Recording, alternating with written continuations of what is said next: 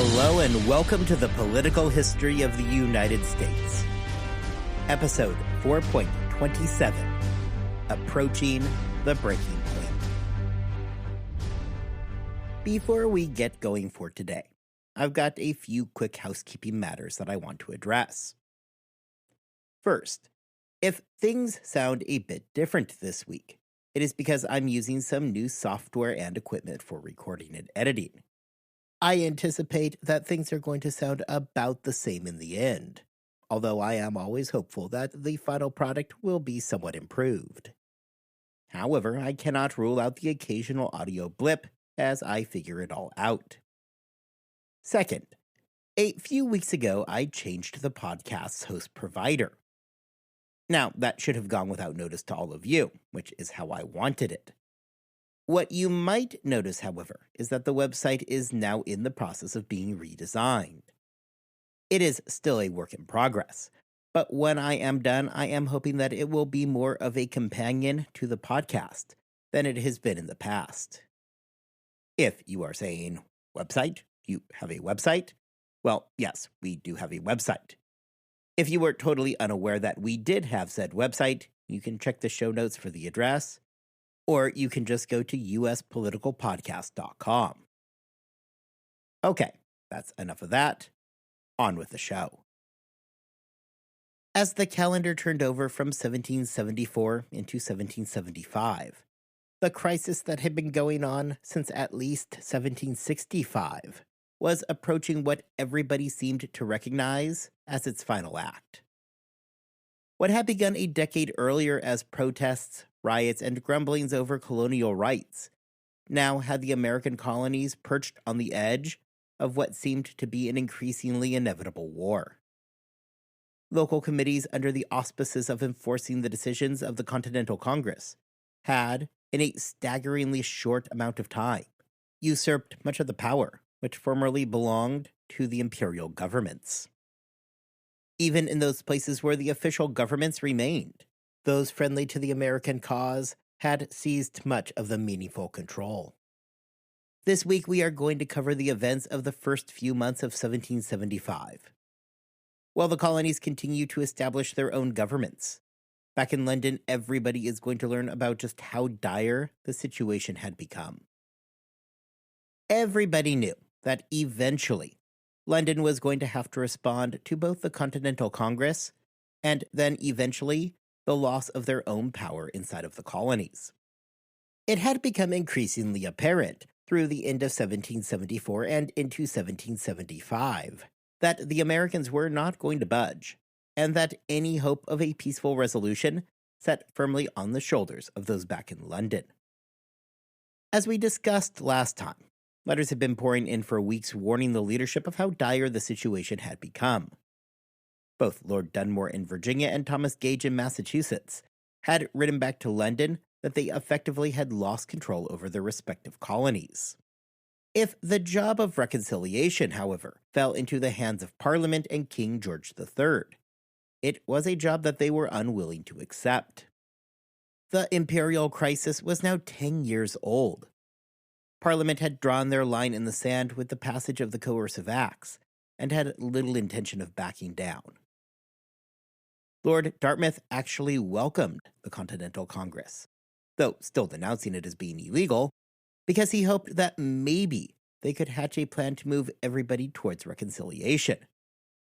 However, on this Dartmouth stood alone. George III wrote to North that he was done playing games, and that the colonies could either submit or Britain would need to use more severe measures. For his part, Lord North was having none of it. He stated that if the colonies do not get back with the program, Britain needed to ensure that nobody would trade with them. The British learned throughout the fall about the situation, not only with the Congress, but as well as the conditions in Massachusetts. Thomas Gage wrote to Lord North about his dwindling control over the colony, and just as importantly, impressed upon everybody that he lacked the manpower to put down a rebellion. Gage was requesting something unthinkable in London. He wanted to see the Coercive Acts lifted. Anything at this point to take the wind out of their sails. Lord North, however, was just not in a position where he could consider backing down, regardless of the consequences.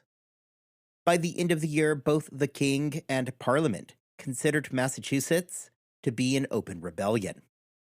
Backing down to American demands was the absolute last thing that anybody had on their mind heading into 1775. Gage, reading the room and recognizing that Parliament might not back down, made the additional request for another 20,000 troops, and urging that, if they will not back down on the coercive acts, a first strike may be the best bet. Gage's request for either backing down or, in the alternative, for immediate backup did not prove successful. All it would do is spell the beginning of the end for Thomas Gage. George III tried to recruit Jeffrey Amherst to take the job. However, Amherst had zero interest in returning to the colonies. Gage would remain in control for now, just long enough for a suitable replacement to be found. In January, the ministry would finalize their plans for how to deal with the Americans. The plans called for further punishment of Massachusetts. Trade outside of the empire would be completely shut down. Furthermore, those fisheries that were so vital to New England would be closed off to Massachusetts. This was not a small matter of some fishing grounds either. Rather, this would have been a catastrophic blow to the colony's economy. We have talked for seasons now about the importance of fishing in Massachusetts, and now London intended to shut down that market as a punitive measure. To back up these new measures, and heeding the warning from Gage, reinforcements were sent over to quell any potential uprising. There was some effort to get the rest of the colonies to back down from their defiance, as an olive branch was extended, whereby Britain agreed to stop taxing the colonies so long as they agreed to support the imperial administration in the colony, as well as military endeavors within all of the colonies. Critically, however, this was not a reversal of the British right to tax the colonists. Rather, it was returning the colonies to the status quo under the Declaratory Act. Britain retained the right to tax the colonies anytime that they wanted.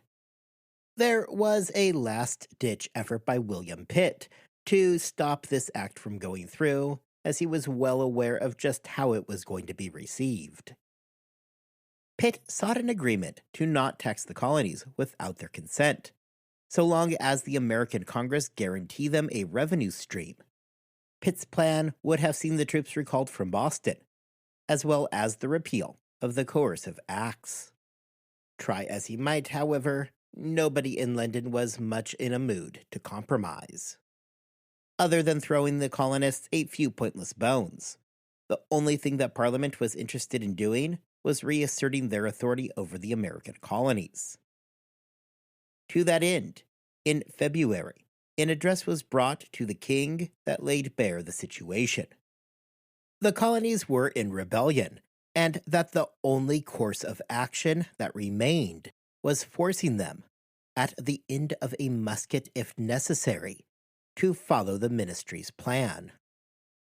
During these negotiations, the plan to limit trade was expanded to not just Massachusetts, but rather all of the colonies, with New York and North Carolina being the exception.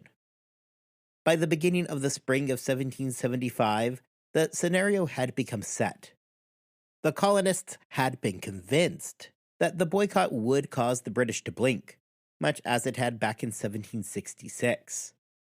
The problem, though, is that it was no longer 1766. The Stamp Act had taken the British by surprise.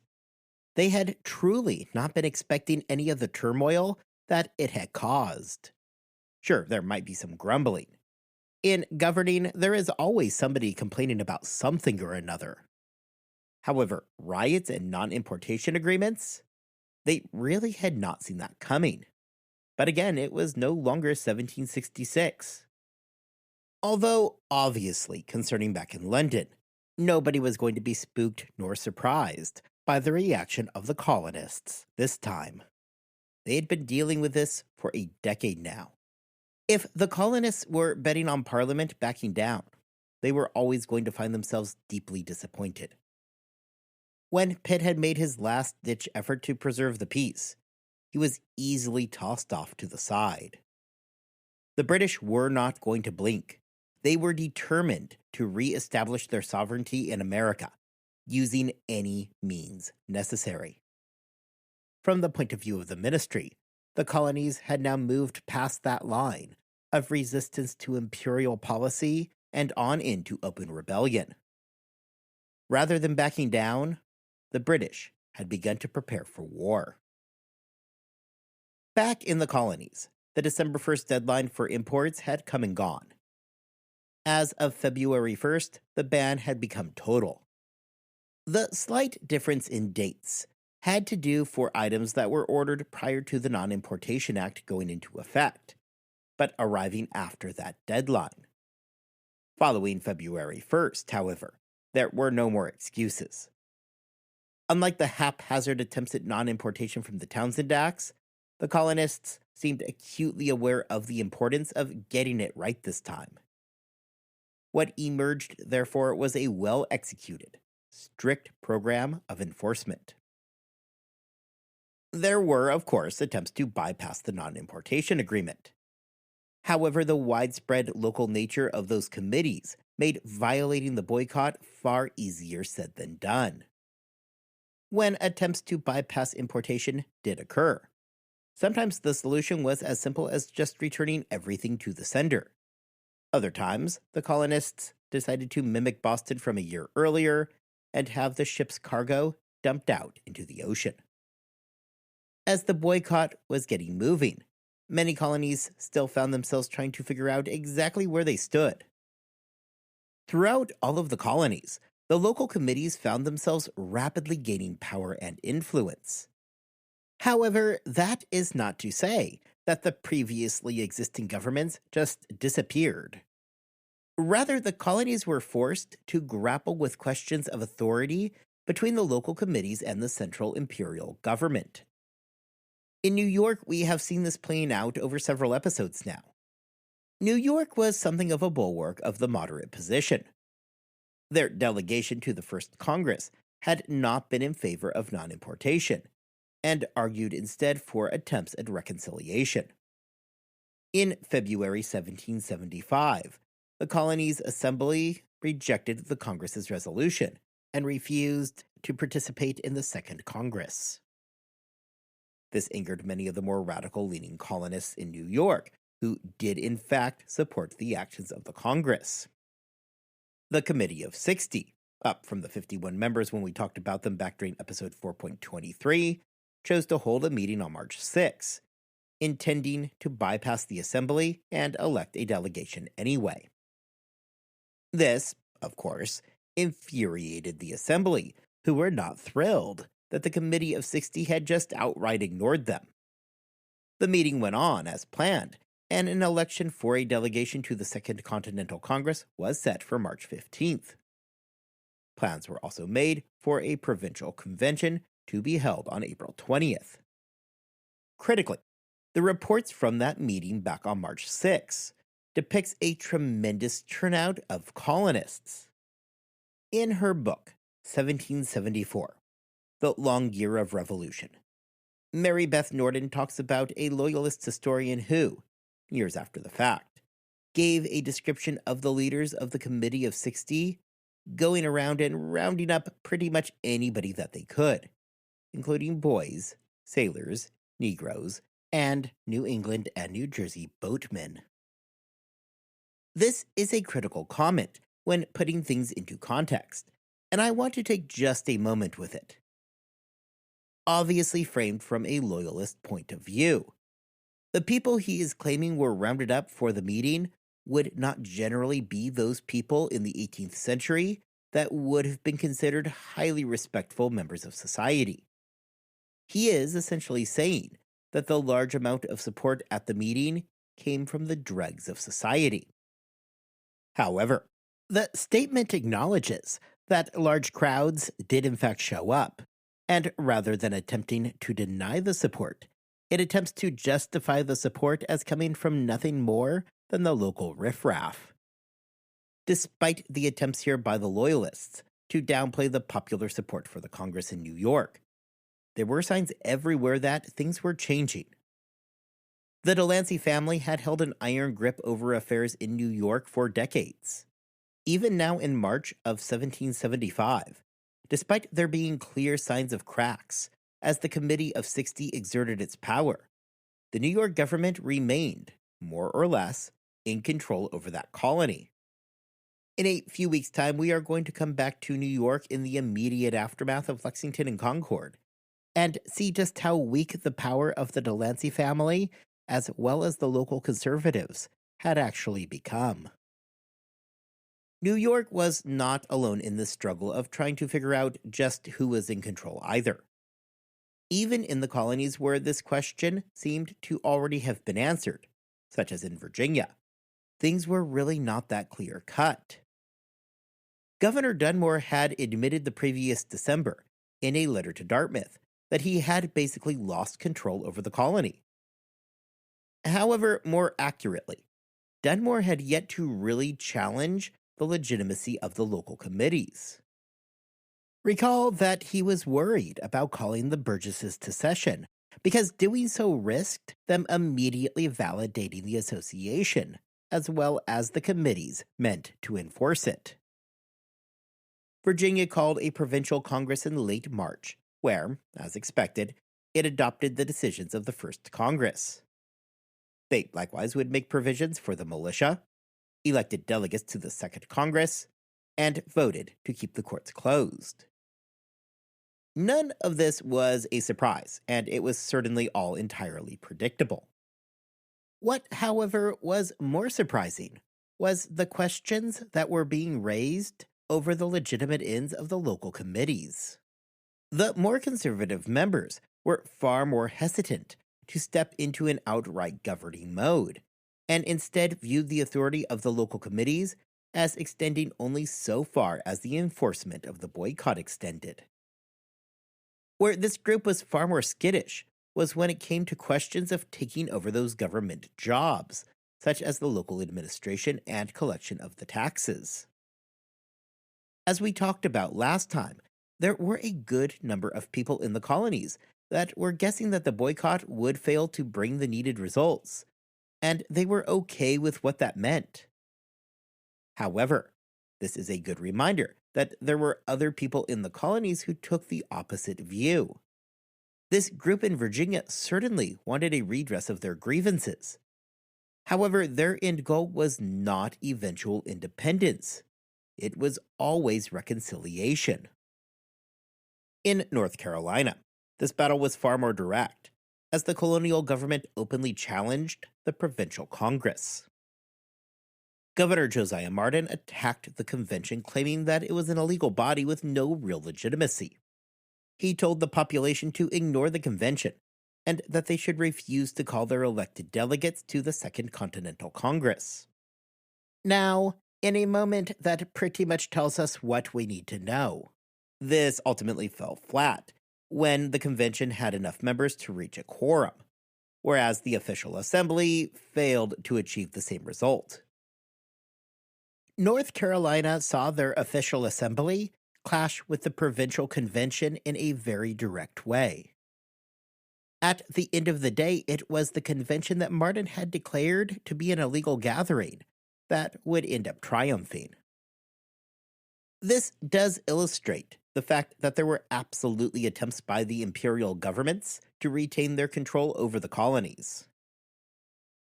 Pennsylvania, a place that in short order is going to become something of a makeshift colonial capital, brought its own complications. Pennsylvania still retained a proprietary governor, as the Penn family, much to the very considerable chagrin of Benjamin Franklin, remained in control of the colony. John Penn encouraged the assembly to prepare and submit a petition directly to the king. This was meant to be something issued by Pennsylvania directly. It was meant to be in addition to the petition that had been sent along by the First Continental Congress. Though not completely sure what Penn was going for here, it may have been an attempt to pierce the perceived unanimity of the Congress. This is, at least, what the Assembly also read into it. Thus, they passed on the opportunity. We have spent a good amount of time already with Dickinson, specifically back in episode 4.12. However, I want to take just a few minutes to discuss Galloway. Galloway has been at the center of Pennsylvania politics for a while at this point, and at least on the surface, fits the exact model of somebody whom you would assume to be a devotee to the cause of American liberty. Galloway had been a mainstay in the Pennsylvania legislature since 1756, and had become a close friend and frequent correspondent of Benjamin Franklin. From the beginning, however, Galloway had a worldview that was exceptionally nationalistic in nature. This nationalism was not unique for the time. Galloway was not just proud to be a British subject, but instead viewed his citizenship as providing him with more freedom than any other people. This is not to say that Galloway was in any way opposed to American rights necessarily. However, where his divergence is going to appear is in where the ultimate end game of the movement appeared to have been. For Galloway, he envisioned a system where what was good for Britain was good for America, and vice versa. Joseph Galloway did not want independence. What he sought was far greater integration into the empire. His friendship with Franklin was largely based around their joint mutual hate for being part of the proprietary government. Recall that the entire reason that Franklin was in London in the first place was because he was busy attacking the Penn family's hold on the colony.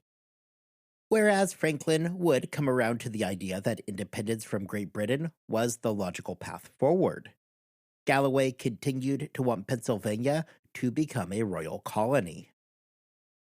Going as far back as the Stamp Act, Galloway had advocated for a reconsideration of the relationship between the American colonies and the mother country. He maintained this position that the imperial crisis opened up an opportunity to reform existing systems throughout the majority of the crisis. What Galloway envisioned, therefore, was not independence, but a reimagining of the underlying relationship between the colonies and Great Britain. This would manifest itself in his suggestion for the creation of a Union of American Colonies. This planned union was modeled off the Albany Union, proposed by Franklin back in 1754. The problem for Galloway is that by the time we get to 1774, his hopes of a closer union with Great Britain were quickly slipping away. He was deeply concerned with what he had seen during the Continental Congress, and all the talk that he was hearing about independence. From that point forward, though, it became increasingly clear that Galloway no longer remained in step with the rest of Congress. Even as chatter and rumors of American independence began to circulate, he continued to preach for his plan of reform. Galloway wanted the creation of an American Congress that would act as a new branch of Parliament to deal specifically with American matters. John Dickinson was himself never exactly a radical. He was already a well-known moderating voice, something that would become even more pronounced, much to his personal detriment, during the debates over independence in 1776. Although both Galloway and Dickinson wanted to keep lines of communication open and send yet another petition to the king, the fear of the more radical members is that this would lead to a slippery slope and ultimately compromises that nobody had any stomach for. Galloway went even further and denounced the Congress in its entirety. This was not a new position for him either. Recall that even as the Congress was ongoing, and he was a delegate, he had been a vocal opponent in the press. He apparently upset people so much that by the end of the legislative session, he was receiving death threats, and a noose showed up on his doorstep. Practically, what this meant is that politics in the late winter of 1775 had slowed to a crawl of endless debate, which in turn was absolutely maddening, to those who were seeking a swift and decisive decision. William Bradford would write to James Madison that these debates were slowing down preparations for defending the colony if, and when, war came, and that it was well past time to begin organizing the militia. Dickinson, although deeply hoping that peace would prevail, seemed far less optimistic of that outcome. Months before, in the immediate aftermath of the Congress, he had told Arthur Lee that while he was wishing for peace, he would be surprised if it came. Dickinson would continue to advocate for peace throughout the beginning of the Revolution, and would in time become the principal author of the Olive Branch Petition, something that we will be talking about in an upcoming episode. Ultimately, we are going to see Dickinson and Galloway fall onto very different sides of the American Revolution. Dickinson, as we will discuss, is going to have deep reservations about independence. However, he is going to remain loyal to the American cause. Joseph Galloway, on the other hand, is going to become the best-known American loyalist, with the possible exception of William Franklin.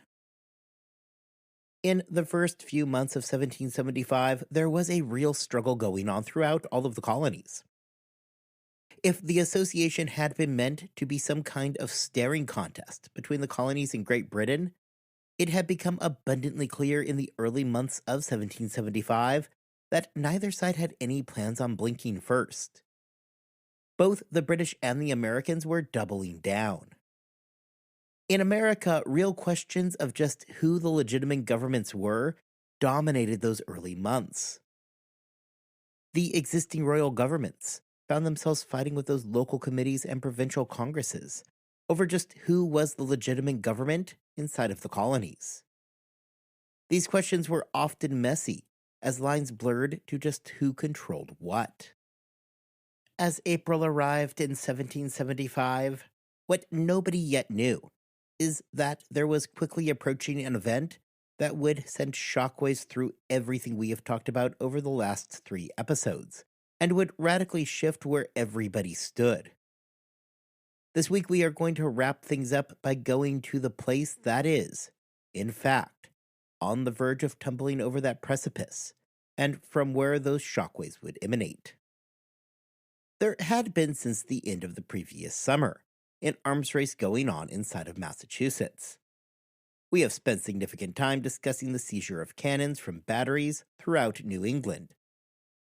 We have likewise talked about the attempts of the British to take control of the powder. This would lead to the powder alarm that so worried those at the beginning of the Congress. By the end of 1774, Massachusetts was essentially in the hands of the Americans, with the notable exception being Boston. Boston, long the seat of radicalism in North America, was about the only place in Massachusetts that was firmly under the control of Thomas Gage. Months before, Gage had improved the batteries on the Boston Neck and turned the cannons away from the Atlantic and towards the much more real threats, the colonists. This was clearly a provocative move. However, even here, the colonists themselves would show that they were not going to back down or cower in fear. Within Boston itself, there continued to be daring attempts to smuggle cannon out of the city to the relative safety of the rebel-controlled countryside. On September 14th, a pair of 2-pounders, cannons with the ability to launch a projectile weighing 2 pounds, were snatched from an armory inside of Boston. This repeated itself 2 days later on the 16th, when more guns were snuck out of armories that were under British control. The theft of these guns was absolutely maddening to Gage, because it is not as though they were stolen from poorly garrisoned locations.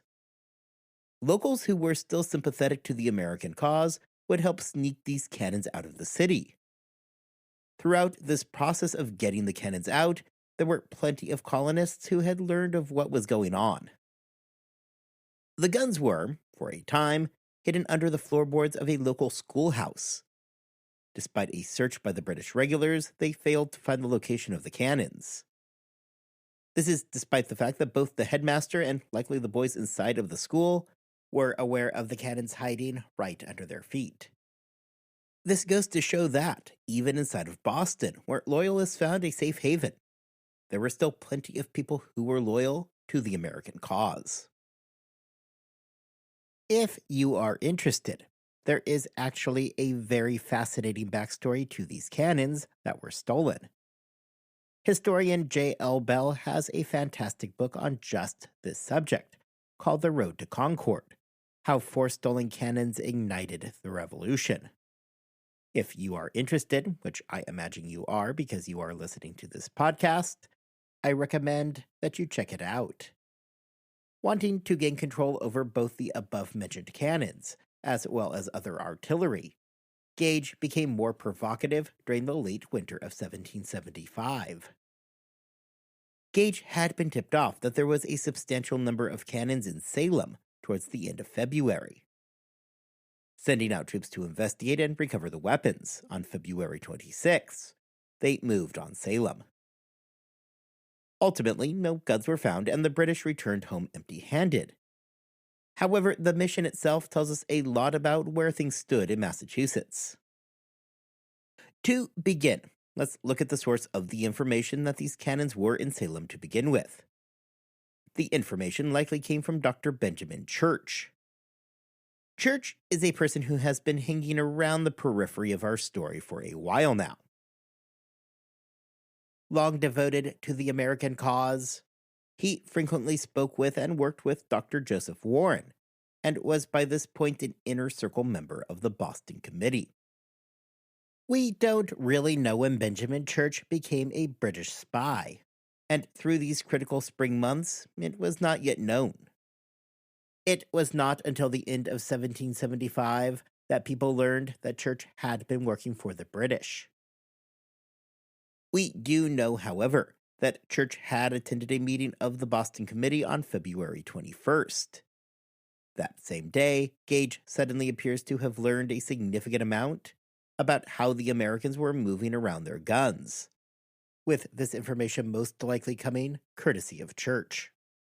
The treachery of Benjamin Church aside, historian Mary Beth Norton draws importance out of the fact that the British did not proceed to Salem by land, but rather by sea. Furthermore, rather than landing in Salem directly, they chose to land in nearby Marblehead. The precautions taken by Gage show the dangers for the regulars to step outside of Boston. These fears were not merely imaginary either, as there was significant concern that an encounter with the Americans could lead to a potential conflict. In Salem, sure enough, there were a large number of Americans who came out to greet the British. The colonists, under the control of Timothy Pickering, took control of a critical drawbridge, quickly raising it to prevent the British from passing. When the British moved to take boats across, the Americans quickly sank them. What ensued was a standoff. On one side, you had the British yelling across for men to lower the drawbridge. On the other side, you had the defiant Americans who absolutely did not plan on lowering the drawbridge. The Americans issued a warning that express riders had gone out and that reinforcements were coming. This news was a very serious concern to their commander, Colonel Alexander Leslie. This entire time, everybody was getting very nervous and very twitchy, as Leslie failed to rule out firing on the colonists in order to carry out his orders. Witnesses remarked on the regulars preparing their weapons for a potential engagement. After about an hour and a half, an agreement was negotiated that brought the stalemate to an end. Leslie was steadfast that he would not be backing down until he had at least entered Salem. The agreement was that the drawbridge would be lowered, Leslie would march into Salem in order to save face, he would then promptly turn around and march right back out the way he came. The Americans were okay with this agreement, because in the intervening 90 minutes, they had made sure that even if Leslie decided to search the town, there was nothing there for him to find. Leslie, likely worried that reinforcements were on their way, and not wanting to get slaughtered, agreed to the plan. The British proceeded across the now lowered bridge. They turned around and marched right back to their waiting transports in Marblehead. Leslie was not wrong to have been worried. In towns around Salem, militia companies were in fact mustering for the possibility that fighting was about to break out. We know, sitting here today, that Salem was not the first battle of the Revolution, and that instead Lexington and Concord were. However, really, the only reason that Salem was not the first battle of the war is because nobody ever fired a shot. While that is, obviously, a pretty major distinction, it is important to understand that the other conditions were all present. The same conditions would be present weeks later in Lexington and Concord. All Salem was lacking was a spark. Thomas Gage, already doing anything he could to get himself onto steadier footing, was humiliated by what amounted to a defeat in Salem. The readiness of the local militia companies gives a glimpse into how quickly Massachusetts could now mobilize. Express riders, something which we are going to talk more about next time, existed all over the colony, ready at a moment's notice to race out to the surrounding towns and let them know that the British were up to something. Colonists had quietly begun talking with local native tribes in an effort to find allies for a conflict with Britain. Independence was now on the lips of people publicly. Dr. Warren gave the always important speech on March the 6th for the anniversary of the Boston Massacre. In his speech, he trumpeted the rights of the original colonists and the nature of their sacred charter, and the destruction of that charter at the hands of the British through the Massachusetts Government Act. During the speech, he made the necessary comments that peace was, of course, preferable. However, he made no secret that if bloodshed is necessary, it was a price that they were willing to pay. British officers attending the speech were ready to jump up at the first signs of disrespect towards the king. Warren, however, carefully kept everything directed away from the king and towards Parliament. Although they did not shut him down, they did not hesitate to take the opportunity to be as disruptive as possible, often laughing and loudly coughing during key moments, something that the colonists certainly recognized. Warren was not alone in talking about these thoughts, as throughout the colony, similar speeches dominated during the anniversary of the massacre. That March, the air in Boston was thick with tension. Everything traveling in and out of the city was subject to a search for fear of weapons traveling in either direction. The Provincial Congress was busy preparing the colony for an inevitable war. A committee of safety was established to help oversee the militia, while other committees worked on gathering the necessary arms and ammunition. A general warning was put out to the colonists that under no circumstance should they work for, nor do any business with, the British Army. During this same period, they stepped up their efforts at reconnaissance and at collecting the taxes necessary to fund a war. Everybody could plainly see the war clouds. The Provincial Congress issued an address that March to the population telling them that, with their rights at risk, it was their Christian and social duty to resist tyranny. In no uncertain terms, the Provincial Congress was warning the people that not only was there a war coming, but that it was their duty to defend the colony. This is not to say that there was unanimity towards a course of action inside the Congress. Gage was aware, courtesy of Benjamin Church, that there was still debate on just how far they wanted to push events. Different factions found the idea of war more palatable than others. However, despite these disagreements, it was universally agreed upon that actions towards the common defense needed to be undertaken, which was exactly what was happening. By the end of March, everybody in Massachusetts, both rebel and loyalist alike, agreed that a civil war was looming with little hope of escaping it. It was under these conditions that, in the beginning of April, those orders from London that we had begun talking about at the beginning of today's episode would reach the colonies. This news sent convulsions through a population that was already preparing for war. Any lingering hope, as minuscule as that might have been, that the British were going to back down was crushed. They were doubling down and had declared the colony to be in a state of open rebellion. The decision to close fisheries to Massachusetts was going to devastate the colonial economy. On top of all of that, huge numbers of troops were actively making their way across the Atlantic to enforce parliamentary prerogative at the end of a musket. Over the next few weeks, militia activity increased throughout Massachusetts. All over the colony, companies of militia were letting others know that they were ready to fight. As the colonists were reacting to the news from London, Thomas Gage was preparing to act. Dartmouth had sent Gage a letter on January 27th, a letter which would get to Gage on April 14th, informing the governor that reinforcements were on the way, although not the full 20,000 that Gage had requested. Dartmouth agreed with the conclusion of Parliament. The colonies were in open rebellion. In his letter, Dartmouth tells Gage that the time has come to take a more decisive stand against the Americans and to restore imperial rule.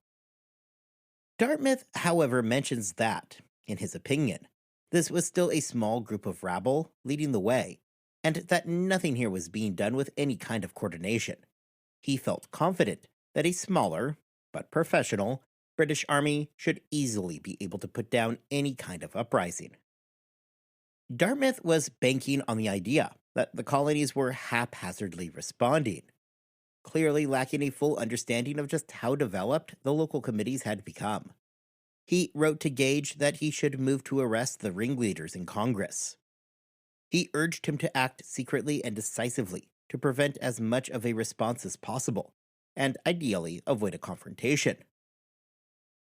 Dartmouth did ultimately leave the final decision, and the ultimate responsibility, to Gage, while at the same time cautioning about the risk of further delay. Gage got the message loud and clear. On April 18th, 1775, Thomas Gage decided to act on intelligence that supplies, including those cannons that were snuck out of Boston some months earlier, were hiding in Concord. Gage determined that, on that night, he would order troops to march on Concord to destroy the American supplies. Nothing would ever be the same again. Next time, the imperial crisis comes to an end as the American Revolution begins. I want to take just a moment to thank all of you for listening. It has taken us 136 episodes, right around 68 hours of recorded audio, and nearly 700,000 words to reach the revolution. But next time, that is exactly where we are going to be. Until next time, I hope you all have a fantastic 2 weeks. I hope that you are staying healthy and that you are staying safe. And I will see you back here next time as we head towards Lexington and Concord for a shot that will be heard around the world.